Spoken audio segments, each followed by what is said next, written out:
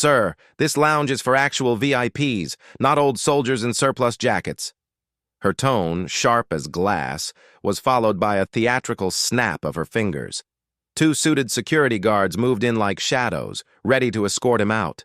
He didn't flinch, didn't challenge her. No anger, no argument, just a nod. Then, without a word, he rose from the plush leather seat, turned on his heel, and walked calmly out the door, his boots echoing against marble floors. Outside, rain began to fall. 5 minutes later, the silence shattered. 3 black SUVs skidded to a stop outside. A 4-star general stepped out to salute the empty chair and growled, "Where is the man you just threw out?" The next words, "You just lost your jobs. If you believe rank is lived not, warn comment, respect the silent below." Retired Command Sergeant Major Raymond Holt, 76 years old, stood alone in the drizzle. He didn't rush to leave. He didn't call anyone. He simply waited, as if the sidewalk itself had extended an invitation to stand watch. Inside, champagne flutes clinked. Laughter bounced off chandelier-lit ceilings. The gala celebrating veterans carried on, oblivious to the man now soaking under gray skies. Raymond had arrived dressed with intention. Clean boots, neatly pressed khakis, and his old Army field jacket, worn and faded. A jacket that had once seen both dust and blood in Fallujah, Kandahar, and places still classified. His invitation was real, signed by the director of the event.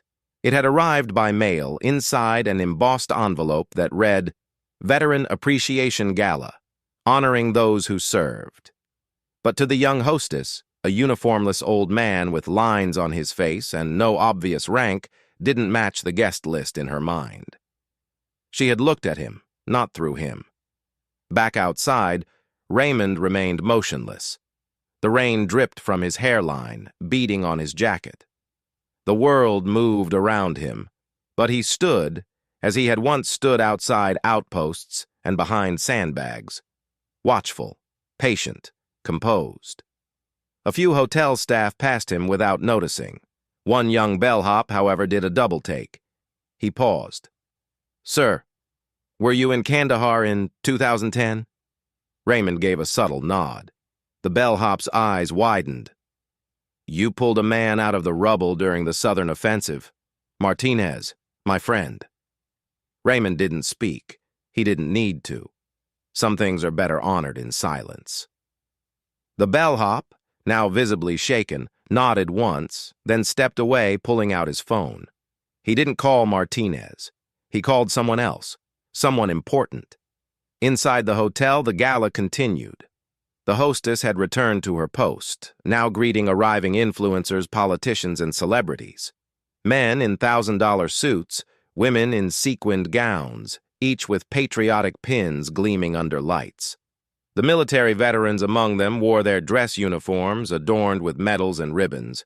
They were welcomed with smiles and photographers. No one remembered the old man in the rain. 5 minutes passed, then 10. Then the silence shattered. 3 black SUVs screeched to a halt outside the hotel entrance. Doors flew open. Men in military dress uniforms and suits emerged, moving with precision. One of them, a towering 4-star general with silver hair and eyes hard as steel, stepped forward. General Marcus Reynolds. He glanced around and spotted the hostess at the front desk. He walked with purpose, not pausing until he reached her. "Where is the man you just threw out?" he asked. Her face went pale. She tried to answer, but the words tangled. "Sir, I didn't know who he was. I thought he wasn't—" "You didn't ask," Reynolds growled. "You assumed, and now you've just lost your job." Murmurs rippled across the VIP lounge. Phones emerged. Guests shifted uncomfortably in their seats. Executives whispered among themselves. The general turned to the hotel manager who had just arrived, flustered and confused. "Get Command Sergeant Major Holt back inside, now with respect, or this event ends here. Cancel the funding, pull the sponsorships, we'll relocate every dollar and donor to another venue." Outside, Raymond remained still. Even when the hotel manager, out of breath and flanked by 2 senior staff, approached him. Sir, Sergeant Major Holt, please come inside. General Reynolds is requesting your presence. Raymond gave him a long look, then finally said, I didn't want to cause trouble. With all due respect, sir, the manager replied, his voice trembling. Trouble already arrived. Raymond considered, then nodded once. He followed them inside, boots still wet, jacket darkened by rain. No fanfare, no grand entrance, just presence, quiet, dignified, earned. Inside, the crowd parted like the Red Sea. Conversations halted, glasses lowered, cameras rolled, whispers spread. Is that him? The one from Fallujah? The Medal of Honor guy? General Reynolds approached with military precision. He stood tall, then snapped into a formal salute. Command Sergeant Major Holt, I apologize for my late arrival, sir. Raymond returned the salute, his movements crisp. No apology necessary, General. The General's eyes narrowed. He looked at the soaked jacket. Were you standing outside all this time? There was a misunderstanding about my invitation. The General turned to face the room. This man saved my life in Fallujah. When our unit was surrounded and retreat was ordered, he went back, not once but 6 times, to pull wounded soldiers out. Alone. Under fire. Silence. I came here because he was attending. If he's not welcome, then neither am I. The hostess stepped forward, her voice cracking. I had no idea who he was. That's the point. The General cut her off.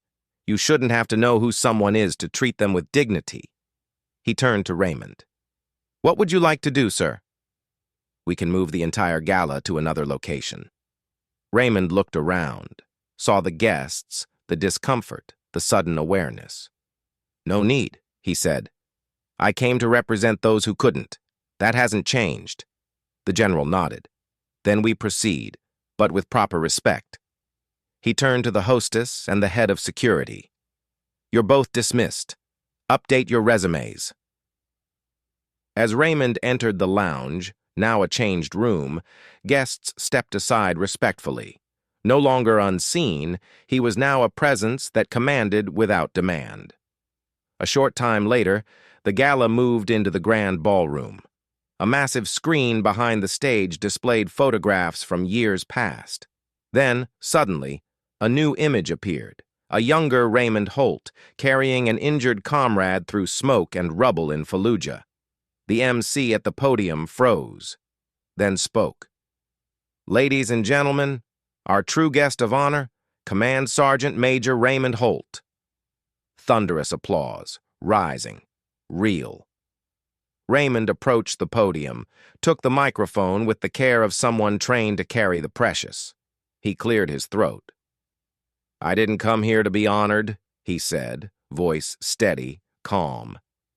I came because someone asked me to stand for the men who couldn't, the ones who never came home.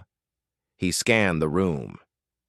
There are veterans tonight sleeping under bridges who showed more courage before sunrise than most do in a lifetime.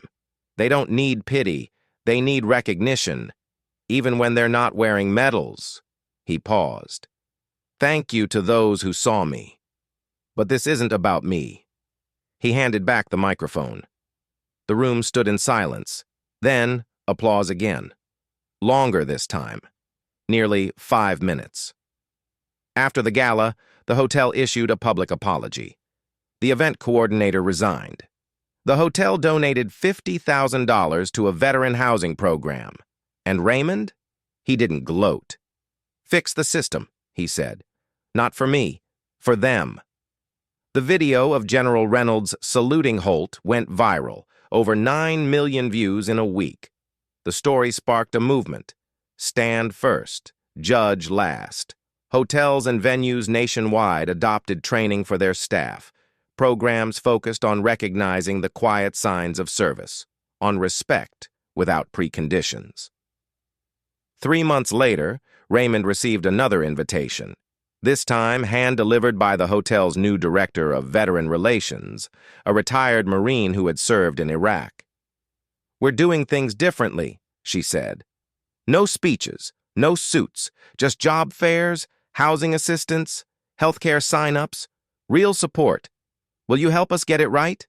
Raymond agreed, with one condition. Invite the ones no one sees, the ones under bridges, with invisible wounds. The event, now called Service Beyond Uniform, became a national tradition.